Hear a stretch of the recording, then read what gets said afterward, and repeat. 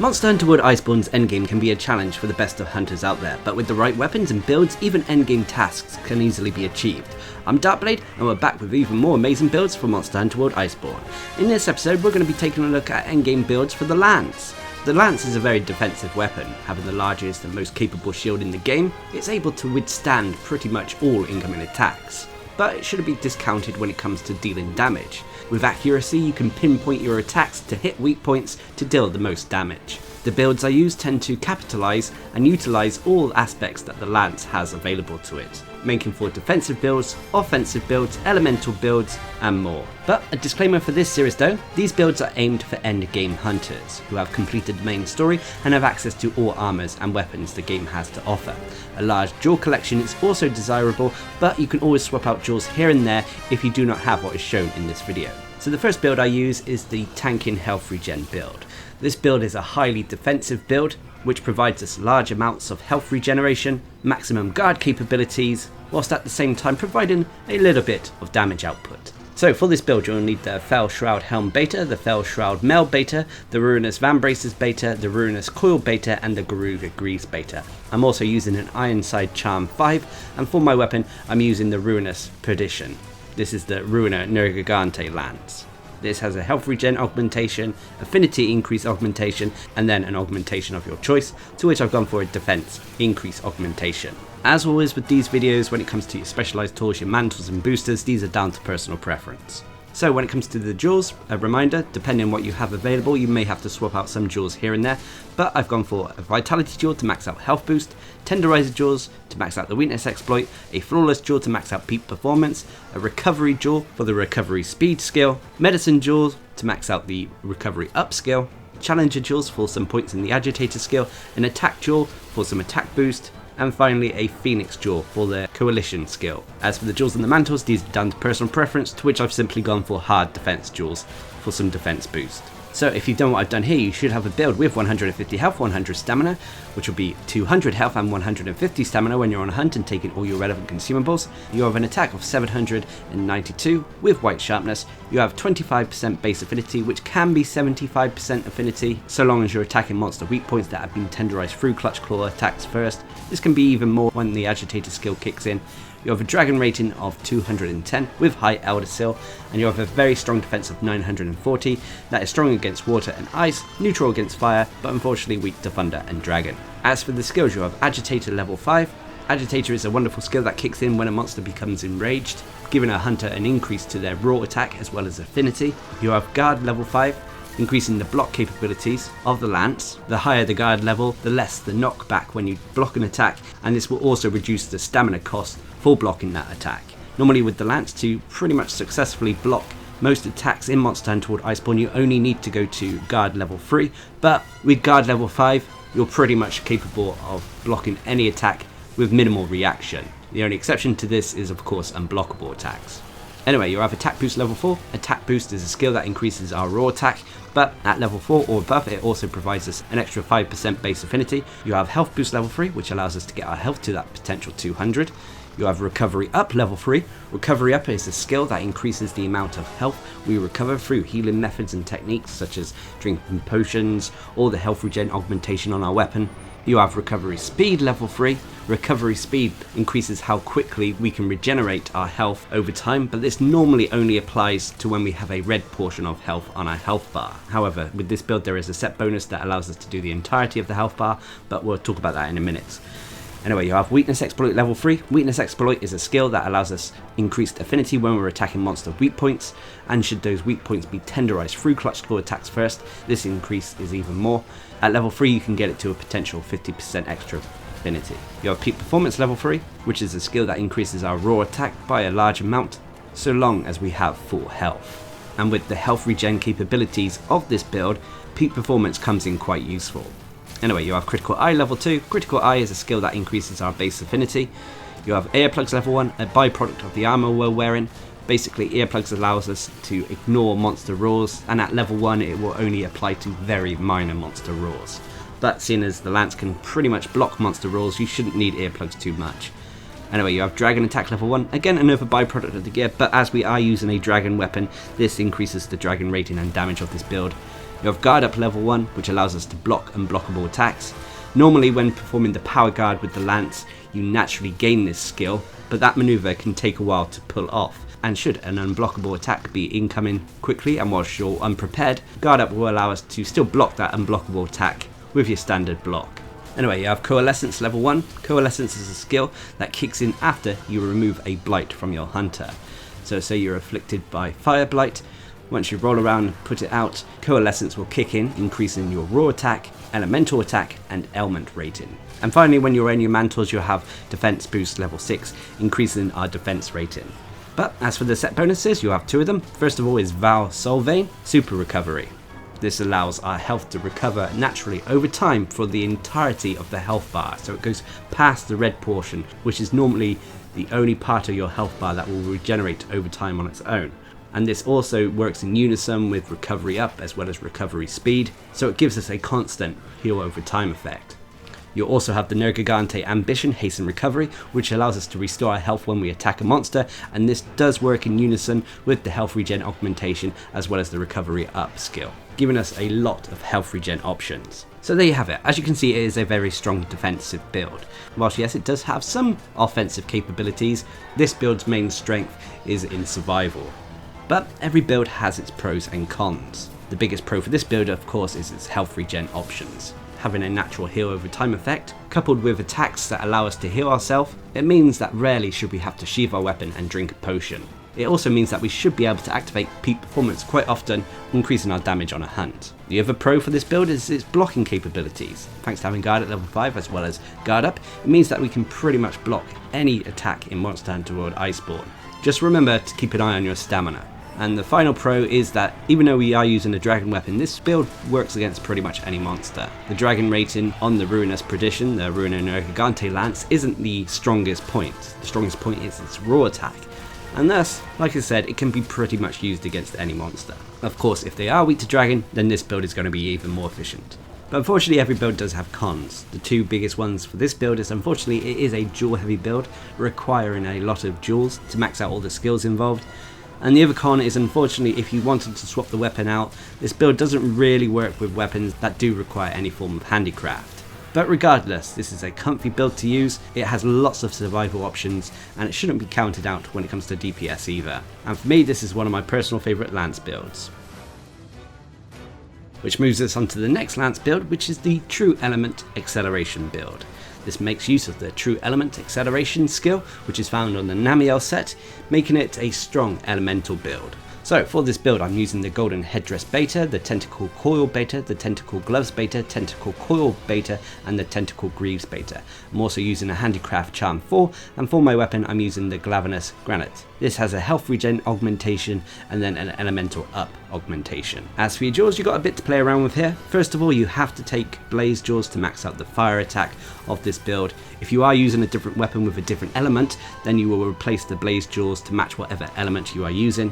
I've then gone for Vitality Jaws for health boost, Iron War Jaws for a few points in the guard skill, a Tenderizer Jaw to max out weakness exploit, Vitality Jaws for health boost, a Sharp Jaw for the Protective Polish skill, and then finally a Hard Enduring Jaw for the Item Prolonger skill.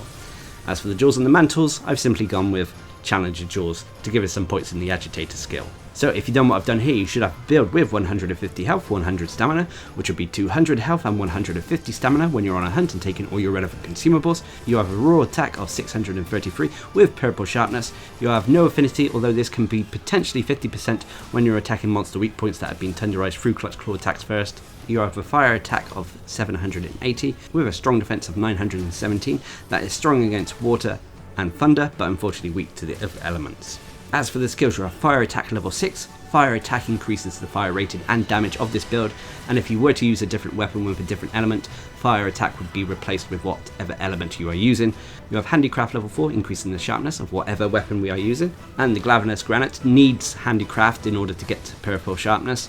You have Health Boost level 3, Weakness Exploit level 3, Stamina Surge level 3. Stamina Surge is a byproduct of the gear we're wearing, but can be useful for the lance. Basically, it allows our stamina to restore itself over time at a quicker rate. So it comes in useful for when we're blocking attacks. You have Guard level 3, Item Prolonger level 3. This is thanks to the hard enduring jaw. Item Prolonger increases the duration of certain item effects such as Demon Powder, Hard Shell Powder and so on, but it also applies to Protective Polish, which we'll talk about in a minute. You have Tool Specialist level 3, again a byproduct of the armor we're wearing, but it's still useful. This basically reduces the cooldown on our specialist tools. You have Blight Resistance level 1, again another byproduct, but helps slightly resist various blights. You have Constitution level 1, again another byproduct. This reduces the cost of stamina consuming actions. And you have Protective Polish level 1. Protective Polish is a wonderful buff that you can apply to your sharpness gauge. After you sharpen your weapon, you'll put a protective coating over the gauge, preventing any sharpness loss for a short duration of time. And this duration of time is increased even further thanks to the Item Prolonger skill. If a weapon only has a sliver of purple sharpness, I tend to always use Protective Polish in unison with Item Prolonger, just so we can keep that purple sharpness for as long as possible. And then finally, when we're wearing our mantles, you'll have Agitator level 4. As for the set bonuses, you'll have the Namiel Divinity True Element Acceleration, which is a buff that kicks in after you've been attacking a monster constantly for a few seconds. This basically will increase the elemental rating of the build, allowing us to deal more elemental damage. So there you have it, that is the True Element Acceleration build I tend to use. Of course, like I said, you can swap out the weapon for a weapon of a different element, but if you do so, remember to swap out the jewels. But every build has its pros and cons. The biggest pro for this build is its strong elemental damage, able to bring down monsters quite quickly, so long as you're going up against monsters that are weak to whatever element you are using.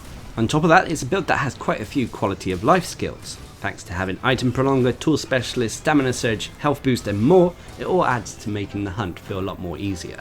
And then finally, when it comes to pros, this is a build that can pretty much use any weapon thanks to the fact that it's a handicraft build, so this build should always have a weapon with purple sharpness. But unfortunately there are cons.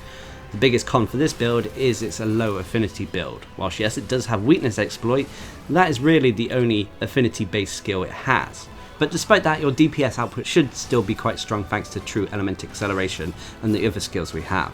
And the final con is, unfortunately, it is a build that relies on you having the elemental jewels to match whatever weapon you are using.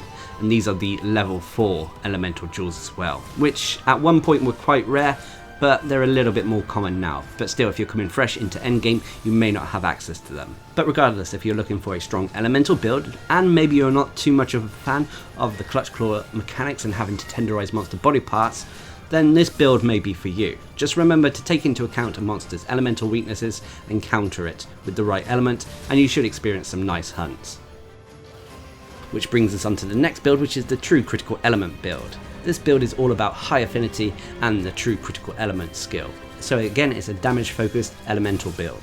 So for this you'll need the Golden Loon Helm beta, the Silver Soul Mail beta, Silver Soul Braces beta, Silver Soul Coil beta and the Silver Soul Greaves beta. I'm also using a Frost Charm 5, and for my weapon I'm using Sabertooth, which is the Barioth lance. This has an affinity increase augmentation, health regen augmentation, and then an elemental up augmentation. As for your jewels, you've got a few to play around with here, to which I've gone for Tenderizer jewels, for the Weakness Exploit skill, Iron War jewels, for some points in the Guard skill, Expert jewels for some critical eye, a Frost jewel to max out the Ice attack skill, a Sharp jewel for Protective Polish, Enduring jewels for some Item Prolonger, and I had some byproducts in the form of Protection jewels for some Divine Blessing.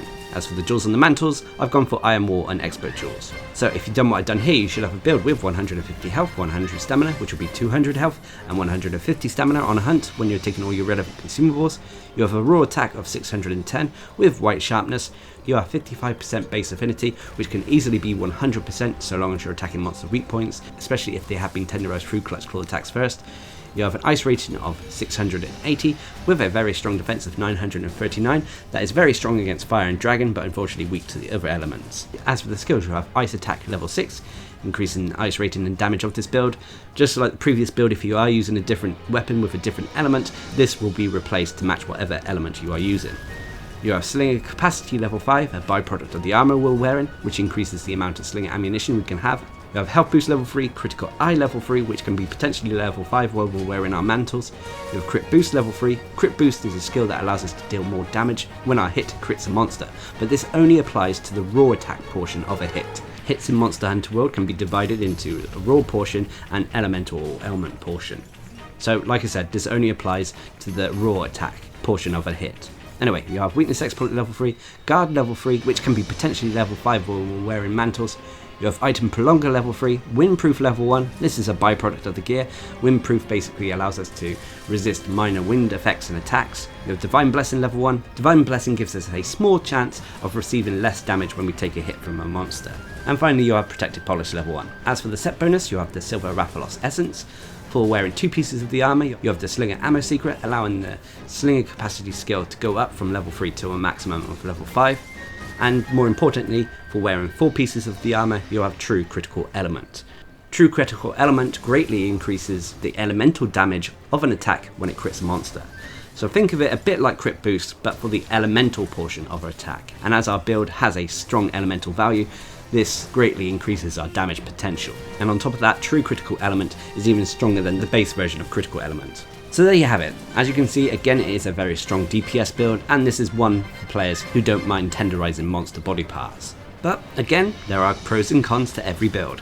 The biggest pro for this is its high elemental damage output. Thanks to all the affinity based skills we're using on top of True Critical Element, it allows us to deal high amounts of damage. Of course, so long as we are taking into account a monster's elemental weakness. On top of that, again, it's a build that has a few quality of life skills thanks to having health boost, slinger capacity, item prolonger, protected polish and divine blessing. It can all add to a hunt feeling a little bit more easier. And finally, when it comes to the pros, you can easily customize this weapon to utilize different elements. All you have to do is swap out the weapon as well as the frost charm and that single frost jaw to match whatever element you want to use. But unfortunately, there are cons. The biggest con for this build is unfortunately this build does not work with weapons that require handicraft. If a weapon does need handicraft, then unfortunately you will have to drop points in various skills and overall potentially reduce our DPS. And the other con is unfortunately this is a build that doesn't really work with weapons that don't have a good base affinity. Most of the time with this build you need to be able to get to that 100% affinity, and sometimes using weapons with lower affinity than what we're using here, it means that we can't quite reach it, and thus there's a drop in DPS. But regardless, much like the other build, so long as you're taking into account a monster's elemental weakness, this build can rip through them quite quickly, especially thanks to the lance being quite accurate and thus being able to utilize weakness exploit quite effectively. As we should be critting a monster most of the time, the build can utilize crit boost as well as true crit element for maximum damage. Which brings us on to our fourth build, which is the Master's Touch build. This is a lance build that utilizes the Master's Touch skill. As a result, this build is for offensive lance players out there who love to deal damage and reduce the amount of times they have to sharpen their weapon. So for this build you'll need the Kaiser Crown Beta, the Rex Royal Mail Beta, the Kaiser Van Braces Beta, Kaiser Coil Beta, and the Garuga Greaves Beta. I'm also using a Guardian Charm 3, and for my weapon I'm using the Ruinous Perdition, which again is the Runa Nergigante lance. This has a health regen augmentation, affinity increase augmentation, and then a defense increase augmentation. When it comes to the jaws, you've got a fair few to play around with here, to which I've gone for Tenderizer jaws for weakness exploit, expert jaws for critical eye, critical jaws for crit boost, vitality jaws for health boost, an attack jaw for an increase in our attack skill, Iron War jaws for the guard skill, a shield jaw for the guard up skill, and finally a phoenix jaw for the coalescence skill. As for the jaws and the mantles, these are down to personal preference as always, to which I've simply gone for dragon jaws for a few points in the dragon attack skill. So if you've done what I've done here, you should have a build with 150 health, 100 stamina, which will be 200 health and 150 stamina when you're on a hunt and taking all your relevant consumables. You have an attack of 729 with white sharpness. You have 55% base affinity, which can easily be 100 when we're on a hunt and we're attacking monster weak points that have been tenderized through clutch claw attacks first. You have a dragon rating of 180 with high elder seal, and you'll have a strong defense of 928 that is strong against fire, thunder and dragon, but unfortunately weak to water and ice. As for the skills, you have critical eye at level 7, attack boost at level 4, health boost at level 3, critical boost at level 3, weakness exploit at level 3, guard level 3, offensive guard level 3. Offensive guard is a skill that provides us a buff if we perfectly time a block. So when you block an attack at the last moment, it will give us increased raw attack for a couple of seconds. Anyway, you have blast attack level 2. This is a byproduct of the armor we're wearing. It's not needed on this build whatsoever. If you were using a blast weapon, it would increase the blast rating and build up, but that's not the case with this build. Anyway, you have heat guard level 1, a byproduct of the armor again. This prevents any damage when you're in hot areas such as the lava zones in the Guiding Lands or Elder's Recess. You have latent power level 1, which again is another byproduct, but it's an okay buff that kicks in after you've taken a set amount of damage from a monster or you've been fighting a monster for a certain duration of time, providing you an increase to your affinity as well as reducing the cost of moves that consume stamina. Anyway, you have guard up level 1, coalescence level 1, and finally when you're wearing your mantles you have dragon attack level 4, which would increase the dragon rating and damage of this build. Anyway, finally for the set bonuses, you have Teostra's Technique, Master's Touch, preventing any sharpness loss when we crit a monster. And as this build has pretty much all the affinity based skills and we can easily get to that 100%, it means that we should see minimum sharpness loss when we're actually attacking a monster, so long as we're being careful, and thanks to the fact we're using a weapon with a large amount of white sharpness, rarely will we have to sharpen on a hunt. So there you have it. As you can see, it is quite a strong DPS build, combining raw attack skills and affinity skills. But every build does have its pros and cons. The pros for this build is its high damage output. Thanks to having critical eye, attack boost, crit boost, weakness exploit, and offensive guard, it gives us lots of damage options. On top of that, this is a build that shouldn't really have to worry too much about the sharpness gauge. So long as you're attacking monster weak points, you should see minimal sharpness loss. And then finally, again, this is pretty much a build that can be used against any monster, regardless of their elemental or element weaknesses. Yes, we are using a dragon weapon, but because the dragon rating is so low and the raw attack so high, it shouldn't make too much of a difference. As always, if you are taking on a monster that is weak to dragon, then you get some bonus DPS, but for the most part it shouldn't matter. Also, a side note, if you are taking on Elder Dragons, thanks to having a high Elder Seal, you should be able to delay their ultimate attacks quite often. But every build has its cons. There are two major ones with this build, the first being, unfortunately this build is a jewel heavy build, needing some of the rarest jewels in Monster Hunter World Iceborne, and the other con is unfortunately this build doesn't work with anything that needs handicraft. But there you have it. Again, this is another example of a strong DPS build for the Lance that doesn't heavily rely on elemental damage. This is also a build for players who dislike having to manage their sharpness gauge, and is good for taking down monsters quite quickly. Which brings us on to our fifth and final build, which is the True GAIA'S Guiding Land build. This is an all-round build that makes use of the True GAIA'S skill, providing us a ton of quality of life skills, but means that we have to be aware of what mantles we take into a hunt. So for this build you'll need the Shara Ishvalda Helm Beta, the Shara Ishvalda Mel Beta, Shara Ishvalda Braces Beta, Shara Ishvalda Coil Beta, and the Shara Ishvalda Greaves Beta. I'm also using a Handicraft Charm 4, and for my weapon I'm using the Soulfire Spike Ruin. This is the Lunostra Nergigante Lance. This has an affinity increase augmentation, health regen augmentation, and then a defense increase augmentation. As for the mantles, you do have to take into consideration what you are using. Normally taking in the glider mantle alongside one of the elemental based mantles is optimal. This is because these mantles have the longest uptime and the shortest cooldown.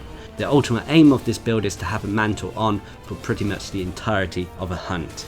But as for the jewels, you've got a few to play around with, to which I've gone for Tenderizer jewels for the weakness exploit, critical jewel to max out crit boost, vitality jewel to max out health boost, a hard enduring jewel for the item prolonger skill, sharp jewel for protective polish, a shield jewel for the guard up skill, iron wall jewels for the guard skill, handicraft jewel to max out handicraft, some expert jewels for some critical eye, and then we've got the jewels that are related to the Guiding Lands, which include a fortitude jewel for the fortify skill, a geology jewel for the geologist skill, and for the jewels in the mantles which are important, I've gone for destroyer jewels for the part breaker skill, which also came with maintenance jewels for the tool specialist skill. So if you've done what I've done here, you should have a build with 150 health, 100 stamina, which will be 200 health and 150 stamina when you're on a hunt and you've taken all of your relevant consumables. You have an attack of 656 with purple sharpness. You have 20% base affinity, which can be 70% so long as you're attacking monster weak points that have been tenderized through clutch claw attacks first. You have a blast rating of 210 with a very strong defense of 951 that is very strong against thunder, neutral against fire and dragon, but unfortunately weak to water and ice. But a note when it comes to your defense, as you will be using one of the elemental based mantles, Depending on what monster you're taking on, you can always use the elemental mantle to counter whatever monster you're facing. Say for example you're facing Velkhana, which is an ice based monster, you can use the ice proof mantle to help counter that ice weakness. Anyway, as for the skills, you have Handicraft level 5, you need Handicraft to get this weapon to purple sharpness. You have Health Boost level 3, Critical Boost level 3, Weakness Exploit level 3, Guard level 3, Item Prolonger level 3, Recovery Up level 2. This is a byproduct of the gear. It would have been nice to get this higher, but unfortunately we ran out of jaw slots. You have Critical Eye level 2, Coalescence level 2, again a byproduct, but Coalescence is still useful as we talked about in the first build. You have Defense Boost level 1, which increases the defense rating of this build slightly. You have Heartbreaker level 1, which can be potentially level 3 when we're wearing our mantles, and to be honest, as we should have our mantles available pretty much throughout the entirety of a hunt, it means that Heartbreaker should be considered at being level 3. Heartbreaker allows us to break monster body parts more easily, and in the Guiding Lands it allows us to break off monster materials more easily.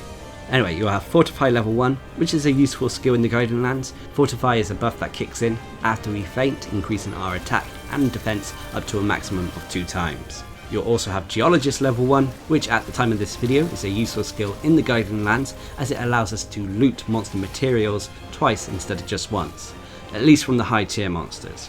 Anyway, you'll have Guard Up level 1, Protective Polish level 1, Haste and Recovery level 1.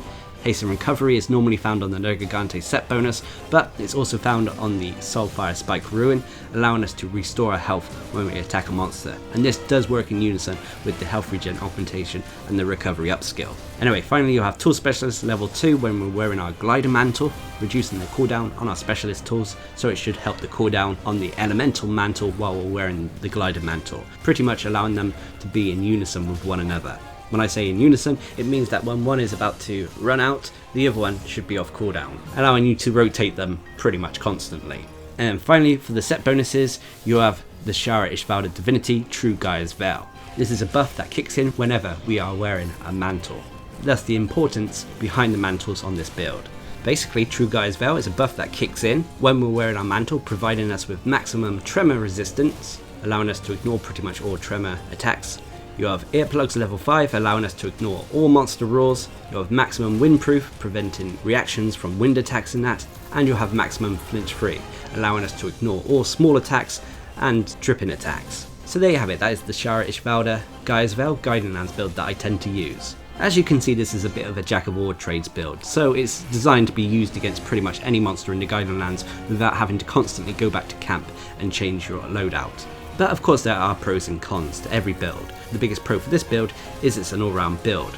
As I mentioned, it can be pretty much used against any monster. Even if a monster is quite resistant to the blast rating, it doesn't matter too much with this build and you should be able to take them on quite comfortably. The other major pro for this build is of course the True GAIA'S Veil set bonus, providing us with a ton of quality of life skills, making for easier hunts overall. And the final pro for this build of course is its Guiding Lands related skills. So long as you're using the mantles at the right time, so you have maximum Heartbreaker all the time, you have all the essentials to go into the Guiding Lands and farm quite comfortably. But unfortunately there are cons.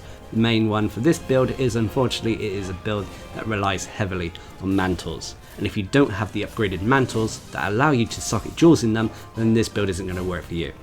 But if you're looking to use the lance in the Guiding Lands and you don't want to have to constantly go back to camp and change loadouts and builds all the time, then I recommend this one. It's comfortable, it's efficient enough, and whilst it may not have the damage output as some of the other builds in this video, it's strong enough and easy enough to use in the Guiding Lands for you to comfortably farm the monsters there. So there we have it. Those are endgame builds that I use for the lance in Monster Hunter World Iceborne. Now of course there are more endgame builds to come, and as I always say, you don't have to use what is shown in these videos, as most tasks in Monster Hunter World can be taken on with any weapon or gear set. But anyway, I hope you found this video helpful or informative, and until next time, I've been Darcblade, bringing you endgame builds I use for the lance in Monster Hunter World Iceborne. Hope you enjoyed the video, thanks for watching, subscribe and like for more.